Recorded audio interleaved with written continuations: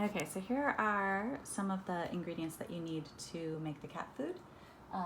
So the recipe comes off of the website catinfo.org, and it's created by a vet slash nutritionist, Dr. Lisa Pearson, and she's kind of on the forefront of cat nutrition. She created the recipe to be exactly all the nutrients that the cat needs, especially like if they were a cat out in the wild. So you do need to get a meat grinder in order to grind up the chicken thighs, because the bones have nutrients in them as well.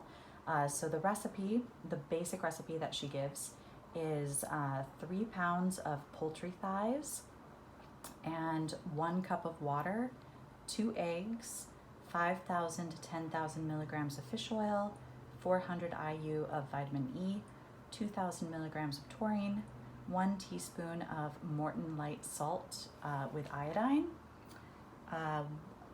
3 to 4 ounces of chicken livers, and 1 capsule of vitamin B50. So I always make a times 12 recipe. So my recipe multiplied by 12 is going to be 36 pounds of chicken thighs, skin on, bone in. It would be 12 cups of water, but I don't have the freezer space to put all the water in it when I make it. So I just add 4 cups of water when I'm making it, and then every day when I serve it to them, I add a bunch of water to it when I put it in their bowls. And I'm actually adding more water than what she had in the recipe than if I did the amount that she puts in there. 24 eggs, 60,000 to 120,000 milligrams of fish oil. So with the fish oil, oops, I forgot to bring the fish oil out. But with the fish oil, you're going to want to look on the back of the bottle, and it will say what the amount of EPA plus DHA is. And you might have to add those 2 numbers together. That's the amount of milligrams that it is. And make sure that you check and see if it's the serving size is for 2 pills, because then you'll have to divide it by 2. So that's the fish oil. And then the vitamin E would be 12 pills. The taurine would be 24,000 milligrams. And then again, with the taurine, it's gonna have it listed in here as a certain amount of milligrams is like 1/4 of a teaspoon. So you'll have to do the math to figure it out. Each taurine has a different amount in it. But you're gonna wanna do 24,000 milligrams. With the Morton light salt, so you wanna make sure that you get the iodized salt, which is a little bit hard to find, but it's very important that it's Morton light salt, and then right down here with iodine, iodized. If you absolutely can't find it iodized, then she has on the website a way to add a couple of ingredients to salt that isn't iodized to make up for those extra minerals. And then 3 to 4 ounces of chicken livers. It's got to be chicken livers, not other kinds of livers. And that, multiplying it by 12, will give you the range of 2.25 pounds to 3 pounds of chicken livers. And then for the vitamin B50, 12 capsules. And she also says that sometimes cats don't like the flavor of the vitamin B. So you can start with half of that and then work into the full amount in the recipe. And then also with the vitamin E, she says look for the kind that is D-tocopherol, not DL tocopherol. My meat grinder that I use is a Tassin, Tasin, TS108 is the model number. And I got it used off eBay. It was a little over $100. She has some specs for some other meat grinders on her website too. There are some other that are faster and not as noisy, but the Tassin is, she said, a good workhorse. She had it for a really long time, and it's pretty inexpensive, and you can find them used on eBay quite often. And then with the Tassin meat grinder, or with any of the meat grinders, you're going to want to make sure that you have one that has a 4mm plate to put with it. So that's going to be pretty small holes that the meat is getting ground and pushed through. You don't want the holes to be too big because you've got bones in there as well, and the cats can choke on the bones if they're too big. So those are pretty much all of the ingredients for all of it. And then there are a few other things that I've bought for the process in addition to the meat grinder. I have some good knives for cutting the chicken, and I have a knife sharpener And then of course a couple of big soup pots and the like pans, the kind of deep dish baking pans that I bake everything in. But you'll see those along the way through the video while I show you how to make it. Hi, so this is the first part of making the cat food. You can do it all in one day, but it takes like the whole day. I don't have a ton of time tonight, but I want to get started on it, so I'm just going to do the cooking the chicken and the livers and the eggs part tonight. So if you're doing all of it in one day, you want to take the fish oil out of the refrigerator, and this is like a little Tupperware container with oil and the little part for the meat grinder that will rust if you don't keep it in oil. You take both of those things out of the refrigerator. If you're doing all of it in one day, you can start preparing the slurry, which is the water with all the vitamins in it. But I'm going to hold off on doing that until tomorrow because I'm not doing all of it tonight. I have a couple of pans here. So I have two of these that are 14 by 10 by about 2 inches deep. And then I've got a couple of cookie sheets. And I just greased the bottom and the sides of all of them with some oil because the chicken will definitely stick on the sides. And cleanup is really annoying if you're doing all of this, so it's nice if you don't have to scrub the pans forever. So I'm making a 12 times recipe. The regular recipe is 3 pounds of chicken thighs, but I multiplied all the ingredients by 12. So I'm buying these chicken thighs from Costco, which has actually made a huge difference in making it a lot more affordable for me. I was buying like the good, no antibiotics, no hormones, chicken thighs from H-E-B, and getting them from Costco is just like so much cheaper. And if you have money to splurge on it, organic is definitely going to be best, and like of course better quality meat is going to be best, but I don't have the money to be doing that with the 3 kitties. And then you also can get, we remove 30% of the bones of the chicken, and we remove 50% of the skins. So there will be 30% of that has no bone and no skin. And it's easier if you buy skinless, boneless, because then you don't have to go through the process of removing all of the skins and deboning it, which is one of the more annoying parts of this as well. But otherwise, if you just buy, it's cheaper to buy the thighs with bone and with skin, and then you can just prepare it.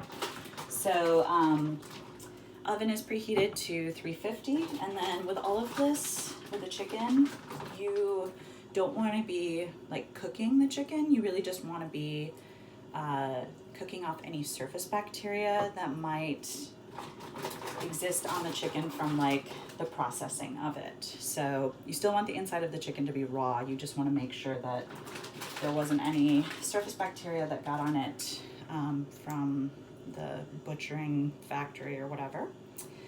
And then just spread out all of the chicken thighs in the pans. And throughout the whole process, you always want to make sure that you're keeping all of the liquids, all of the drippings when you take it out of the oven. And then like when you have this container of chicken, you have all the bloodiness. So you want to just pour all the bloodiness in with the chicken. And then we're going to be cooking each one of them. Looks like this, if you can see that. Cooking them for about 15 to 20 minutes, depending on how much you have in the oven and how big the thighs are. And like I said, again, you don't want it to really cook through. If you, like I said before, are using 30% boneless, skinless, those are going to cook way faster without the skin and the bones. So that won't be 15 to 20 minutes. That'll be more like 7 minutes. So another thing when I'm doing all of this, it's a lot of food that you're making, and it's kind of a long process. So I just kind of let myself touch whatever I'm gonna touch with my raw chicken hands, and then when I go through the cleanup process, I bleach all of the handles of cabinets and the handles of the refrigerator and all the countertops. All the towels get washed, all that kind of stuff, because it's really kind of impossible to like stay clean while you're doing all of this, especially when you're not like in a production kitchen. So yeah, I'm gonna flip the rest of these, throw them in the oven, cook off the surface bacteria, and then we're gonna cool them. I have these cooling racks that are really nice. They kind of help with speeding up the cooling process. And then I'll come back after that part's done. Okay, so here we are with half of the chicken that I put in the oven taken out. So this is how I use the little cooling racks. These 3 giant soup pans I'm going to be using to put all the ingredients in to mix all the cat food. So I'll just put the cooling racks on the tops of them, and then I put the chicken on top of that so it can have some air come up from underneath it, help it cool, and then when the juices drip, the drippings which we wanted to save, it just goes right there in the bowl. And then the rest I was able to put 50% of the 36 pounds of chicken in the oven then. So now all the chicken that I put in the oven from this point on is going to be without the skins. So 50% with no skins. And you can keep whatever the drippings are that are left in the pan and put more chicken in and cook it. That's fine. It's just like extra oil to cook in. So then with taking the skins off the chicken, you can either use a knife or you can just use your hands and just rip the skins off before you cook it, because you don't want that extra fat in the drippings from the skins to be in the recipe. You only want 50% of the skins in the recipe. So I'm going to do that and put those in the oven, and then I'll come back. I mentioned here that so that's the chicken from those 2 pans, and I was able to put all of that on the cooling racks, and I kind of put some of it like slightly diagonal so I could fit all of it up there. But then I also had these 2 cookie sheets in the oven, so I don't have enough room for the cooling racks to put that chicken on it. I have a bus tub and I have these ice packs. So what I'm going to do is put them in there, and the ice packs will help cool it down. But really you just want to kind of like spread it out as much as you can so it will be able to be cooled in the air. You don't want to put a whole bunch of chicken like stacked on top of each other in the refrigerator or in the freezer. If you have chicken that, you know, is warm and you're stacking it on top of each other, whatever's in the very center is going to stay warm for a really long time, and it's not going to be able to cool down. And then if it's warm for over a couple of hours, or if it's out at room temperature for over a couple of hours, that's when bacteria will start growing on it again. So sometimes if I take a bunch out and then I have to like go to bed or something, I will put like a layer in one of these soup pans, and then I'll put one of the ice packs on top. I'll let it sit out at room temperature for a while so it's not like hot, but if it's still kind of a little bit warm, I'll just put ice packs in there and kind of like layer it up in there. But never if it's hot, only if it's like still got a little bit of warmth to it. And then I can put that either in the refrigerator overnight or in the freezer for a couple of hours if I'm working with a lot of it. But you want to make sure that you're not like putting it all together where some of it is going to stay hot and it's going to grow more bacteria. So I'm just going to put it in here so it can cool off. And then, like I said, the rest that's in the refrigerator, the other 50%, that stuff is all going to get the skins taken off. And then the 30% that I was talking about with deboning, we do that after it gets cooked. Okay, so here we are taking out the first half of the boneless chicken that's been cooked. The chicken that was cooling on the cooling racks, I flipped over when I put the boneless chicken in the oven, just so it can kind of chill a little bit better. And I also flipped over this stuff on the ice packs, and it's working really well. It's like pretty cool now.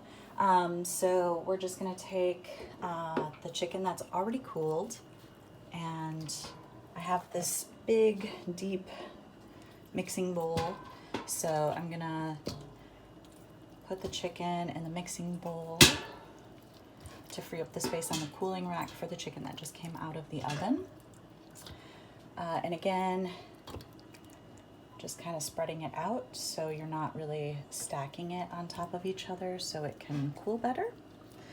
So I'm gonna do that here, and then I'm gonna take the stuff that's in the bus tub over here, and I'm gonna put it in this other soup bowl, the smaller one that I have. And then I'm gonna put these, you can put them in either the refrigerator or the freezer, it's fine. They're only gonna be in there for a little bit anyways, but we're just gonna continue to chill them. And then we're gonna put the chicken, that's the boneless stuff that just came out of the oven, on the cooling racks, and in the bus tub on the ice packs. Okay, so all of the chicken livers are in one of those deep pans, and for both of those deep pans I poured out some of the fat drippings into one of these big yogurt containers that I have here. So with all of this stuff, just make sure that you're keeping things separated, like the eggs separated, the drippings separated, the liver separated. When we incorporate all of it together, we want to add one thing at a time and make sure that we're really mixing it all really well, especially with the vitamin slurry, because the last thing you want is for the cat to take a bite and have it be just really chocked full of vitamins and not mixed in there well, and it tastes bitter to them, and then they don't want to eat the food again. So livers are in there. With the eggs, I took all of them and put them in a bowl here like this. We want to lightly cook the whites, and we want to keep the yolks raw. So you can either do the like eggshell back and forth thing, or actually the easier way here to do it is to just put them all in one bowl and then take out the yolks. And then I'm gonna pour all of the egg whites into that other deep dish. The livers, you wanna make sure that you're cooking the livers through. The chicken was raw, but you want the livers to be cooked through. It's more likely that there will be bacteria in the livers. So cook it for 10 minutes, and then we're gonna take it out and mash it up, and then we're gonna cook it for another 10 minutes for 20 minutes total. With the egg whites, I think they take about like 5 to 10 minutes. I think they're right around like 7 minutes or so. But you wanna check on the egg whites as well, because you don't wanna like really cook them, you just wanna lightly cook them. So I'll pour the egg whites in that pan over there, and I'll be back with the livers. Okay, so here are the livers after the first 10 minutes. And then this part is really, really important because it's pretty common for the livers to have bacteria in them. So you really want to make sure that after the first 10 minutes, I'm using a potato masher, but you can use whatever. You just want to break them up and kind of stir them around to make sure that they're going to cook all the way through. And they are super gross. And then I also didn't mention with the eggs, on the recipe on catinfo.org, she says that she soft boils them to leave the yolk raw and cook the white. But I really, really hate peeling hard-boiled eggs or soft-boiled eggs, so I do it this way instead. But you can soft boil them, just make sure that the yolk is still raw. All right, so I'm gonna finish this up, put it back in the oven for another 10 minutes. The egg whites have been in the oven for like 3 minutes and they're not cooked at all, so we're gonna keep those in there for a little while longer. Okay, so the livers are almost done with their full 20 minutes then. I just took this bowl of spread out chicken out of the freezer, and then in the fridge, I just moved, half of it was in here, half of it was on here, and I felt all the chicken and it's totally cold. So I piled it up in that soup bowl there, and then I'm gonna put as much as I can of this stuff in the soup bowl as well, just to try to save space.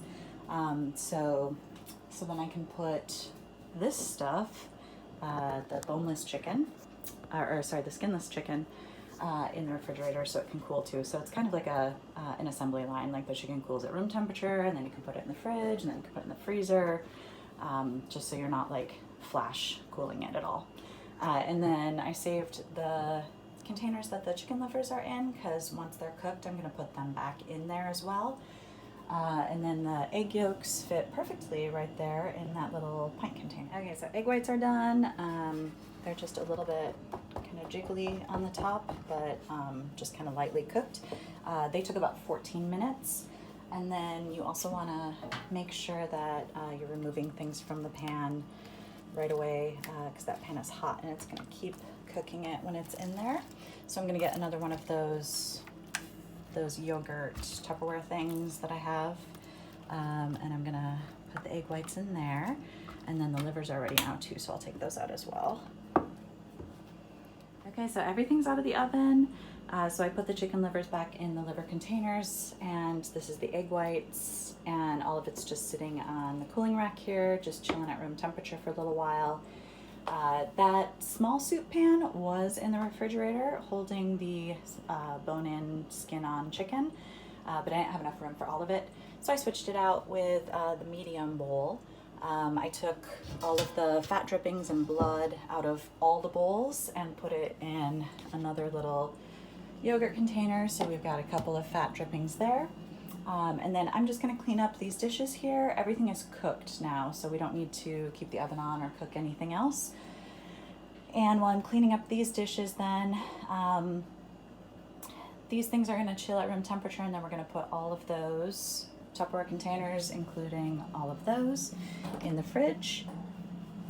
Here's the medium soup bowl with the first round of chicken in it, so I'm going to put some saran wrap on top of that. And then I'm going to take all of the skinless chicken, which is here and in the freezer, and then a little bit up here too, and I'm going to put all of that in the big soup pot, and put saran wrap on top of that, and then put that in the fridge as well. And then tomorrow we're going to get out the meat grinder and gonna chunk some chicken and debone and start the slurry. I should mention, let's see here, it took about two hours and 15 minutes to get to this point. So like 2.5 hours, I guess, with cleaning that stuff for the first night if you're splitting it into nights. So this is the containers of food that I freeze for them. And then for the 3 kitties, I cut it into fourths, and it's frozen with not very much water in it. So I have a separate container that I'll put it in to mix the water in. And then you want to make sure that you get all that yummy, bloody goodness in there. Ooh, I just got some on the floor. That's really gross. Okay, anyway, so here's the food. Usually it'll be about 3/4 of a cup per feeding for the 3 cats. These containers hold about 3 cups of food, so divide it into 4.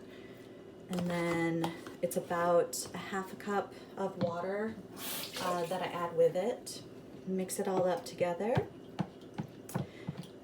And remember, the whole idea with the homemade food is that we want to try to give them as much water as possible to make them as hydrated as possible. Cats have a really low natural thirst for water.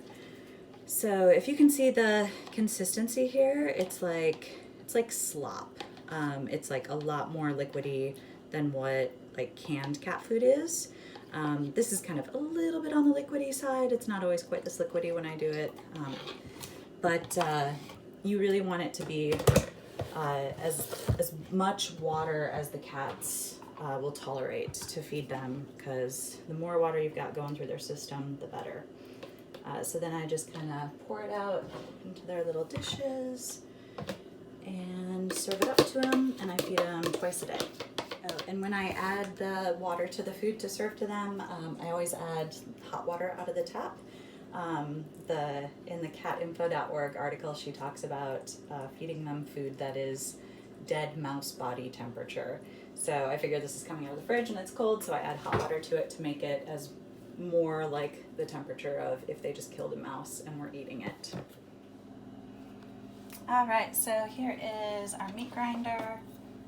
I'm using the one that she recommended on the website catinfo.org. So you're just going to put the little corkscrew looking thing in there. I've had this meat grinder for 8 years, and I just had to buy a new blade like 6 months ago. So the blade goes in, so it's so it's easier for the meat to come in through the easy side, not the hard side, if that makes sense. And then,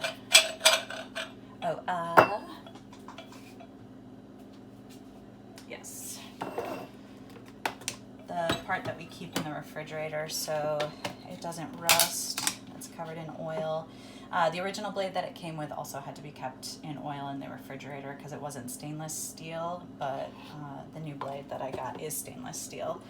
So then the little holy meat grinder part. And screw the top on.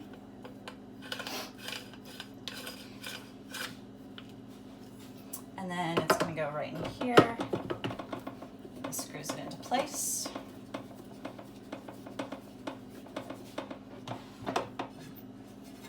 And then this can just kind of go wherever you want it, wherever it's convenient.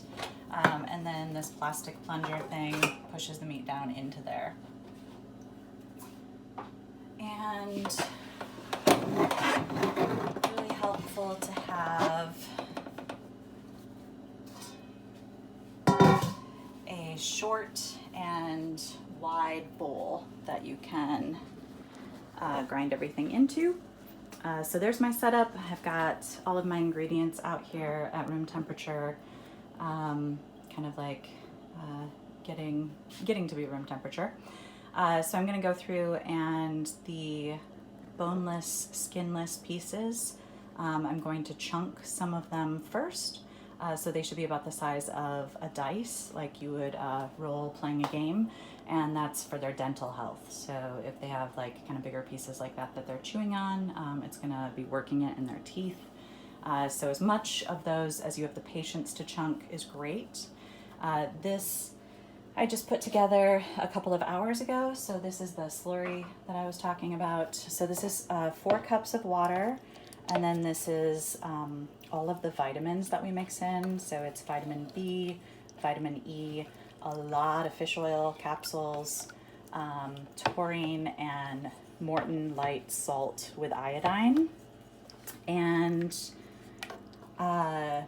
when she describes it in the website, she talks about either popping the capsules and taking the pills that aren't capsules, like the vitamins, like the vitamin B, and grinding them in mortar and pestle. But I just kind of put it in like 4 cups of water and just let it sit and stir it every so often, and then I throw it in the blender.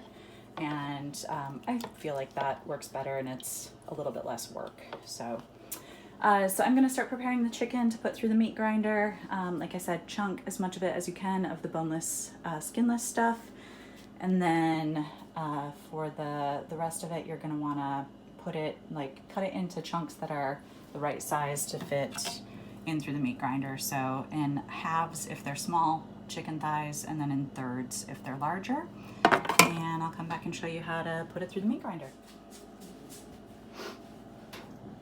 Okay, so grounding it up here, the white button is the on button, and you're just gonna put it in the hole there and then push it down, and it is loud. So we are going to debone 30% of it, but it's already getting a little bit late, and I wanna try to grind up as much as I can with the meat grinder before 10 o'clock so my neighbors don't have to hear it after 10. So here's the grinding.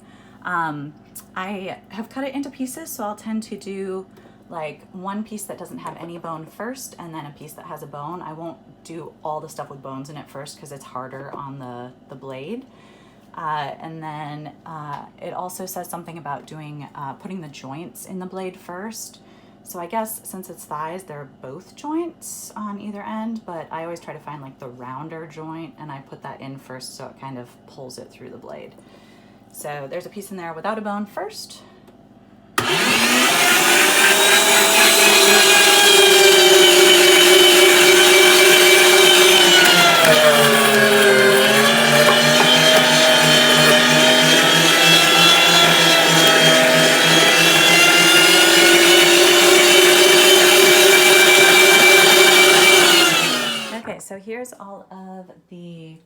chicken that had bone-in, skin-on still, so 50% of the chicken through the meat grinder. So then I'm just gonna take a big measuring cup, and I'm gonna divide it into these bowls, and I put double the amount in the big one, and then 1 times in the medium one, and 1 times in the small one. Make sure that after you pre-process every piece, you're putting it into the bowl and then mixing in one thing at a time. So I want to make sure that all of the meat that has the bones ground up in it is going to get equally distributed and well mixed with everything else, because the bones are part of the nutrients and the skins are part of the nutrients too. You don't want the cat to just bite into a piece that's not well mixed. So I'll divide that out in there. And then I'm also going to run the livers through the meat grinder, and the egg whites, and whatever meat I don't chunk from the boneless, skinless. And I have to debone 30% of the boneless, skinless as well. So, excuse me, I took the skin off of 50%, and then I just counted all the chicken thighs. There are 38. So I'm just going to figure out what 30% of the total is based on the 38 chicken thighs being half. So I'll come back when I've done that.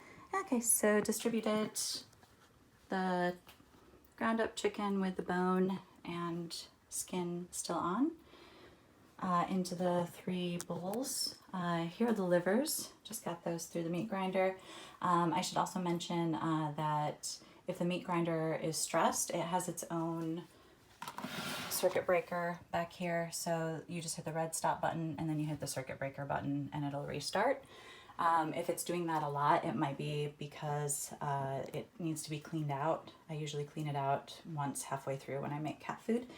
So then just take apart this whole part here and all the cartilage pieces and bone pieces and stuff that's in there, throw it away. Make sure you don't put it in the garbage disposal because it will break the garbage disposal, those little pieces of bones. And then also the meat grinder doesn't like to run with nothing in it. The motor doesn't like that. It could break. And like I said, it gets really gross, especially with the livers. So that's why I bleach down the whole kitchen afterwards. So I'm going to measure this out, the livers, and distribute those in the big pots. Uzi wants food.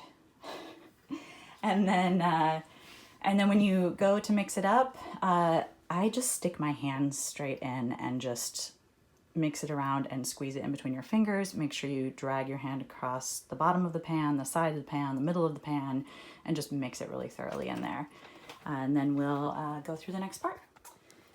All right, so here's the vitamin slurry after I put it through the blender. It's this beautiful soft yellow color.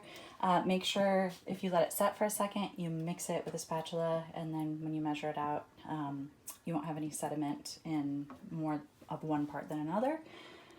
Here's the egg whites and egg yolks that I put together through the meat grinder. So I'm just gonna distribute these 2 things in the 3 bowls as well. And then the drippings, and then the rest of the chicken. All right, so my least favorite parts are the last parts. This is the 30% of the chicken. This is the stuff that we need to debone. And then this is also the stuff that I'm going to chunk into die-shaped pieces, or die-sized pieces. Like I said, this is for the dental health, is chunking the pieces. You don't have to do 30%. You could do more, you could do less, but it's good to have a good amount in there for them, for their dental health. So one thing to remember with this is that you want to make sure, if you can see this part here, that's a little bit of the cartilage and bone. You want to make sure that you don't include any of that in what they're eating, because they can choke on it. And then also on the website, on catinfo.org, she had mentioned that she also hates the chunking part, but she thought it was way easier once she got a really good pair of scissors and started using those to cut instead of a knife like this. I think that scissors wouldn't be as precise and you would lose a lot of the chicken with going around the bones so I just use a knife. And then it also is super, super helpful to make sure that you have a knife that's actually sharp. For a long time when I was doing it, I just brought my knives into work when I worked at a restaurant to get them sharpened. But now that I don't work at a restaurant anymore, I bought one of these stones, and then it's a sharpening stone, so you just sharpen the knife on it that way, and then do the thing like the butchers do, back and forth, and it'll sharpen the knives nicely for you. So I'm going to chunk the rest of this here and then throw away the bones. I don't know if I mentioned it before, but when we were taking the skins off of the chicken, I just throw those away. At first when I started doing it, I was trying to find a use for the skins. I thought maybe it would be okay to give it to somebody's dog, like a friend's dog, and then one of my friends looked it up, and apparently it's not good to give chicken skins to dogs to eat. So I haven't found another use for the chicken skins, but if you can find one, definitely do something with it. So I'm gonna chunk the rest of the chicken here and then add it into the 3 pots that I'm using. And the reason that I'm using these 3 pots and they're not quite full is because you really need to have some room in there to get your arm in and mix it all up. If it's too full, it's just impossible to mix it well. We're all done with the meat grinder, and then this is the last part to mix in there. If you're having trouble mixing it in because there's not enough moisture in there, you can always add a little bit more water. I don't want to add very much more water because I don't have very much room in my freezer to hold all the containers. But yeah, I think that's it for now. So this is the last part to add everything. And then there's the cleaning, which is a really, really annoying part, which is part of the reason that I like to do all of it in one day as opposed to 2 days like I did it this time, because you always end up double cleaning stuff. But a lot of the things that I'm using here are just too big to fit into the dishwasher. And it became a lot easier once I realized that because they're so big, it's just easier to clean them in the bathtub. So I usually just take all this stuff and just clean it in the bathtub. And it's also like very greasy, so you really need hot water and you really need a lot of soap, so it just doesn't really work very well in the dishwasher. So gonna add the last remaining ingredients, and then I'll show you how to dish it out into the Tupperware containers. Okay, so here's the last of it. Each of these containers holds 3 cups. Like I said, each container lasts 2 days for 3 cats. And this batch made almost 21 containers. So a 12 times batch will make enough for about 42 days. And then as I was chunking the chicken, I realized that a lot of it was cooked a little bit more than I typically like it to be cooked. Which is fine. It just means that you're going to have to add a little bit more water than you would if it was a little bit more raw. So more cooked is going to be more dry chicken. But that's also kind of a trick if you're having trouble getting the cats to eat it. Sometimes cats will like it when it's been cooked a little bit more, so it has a little bit more of that smell to it, that cooked chicken smell. And then there are plenty of instructions on catinfo.org about how to get them to eat it. It's a transition. You have to slowly mix it into the old food. And then also if you happen to be gone for a long time on a day, if you're working a long time, then you can also take it and freeze it in ice cube trays. And then when you leave for work or whatever, you can just put down one of the frozen ice cubes, and it'll eventually thaw, and then they can eat the raw food while you're out without having to put it down and be at home. So yeah, lots of cool tips and tricks on catinfo.org, and that's how you make the cat food. And then there's the cleanup. It's a lot of stuff going in the bathtub. All right, and 42 days worth of food is almost a full freezer, so make accordingly. Making over a 12 times batch is usually just too much for me to have freezer space for, and it also just takes longer, and I don't really have any bigger like pots and pans and baking dishes, and it's kind of too much. So if you have multiple cats, that might be the limit for you. So the 12 times batch takes about 9 hours from start to finish, probably like including the cleaning.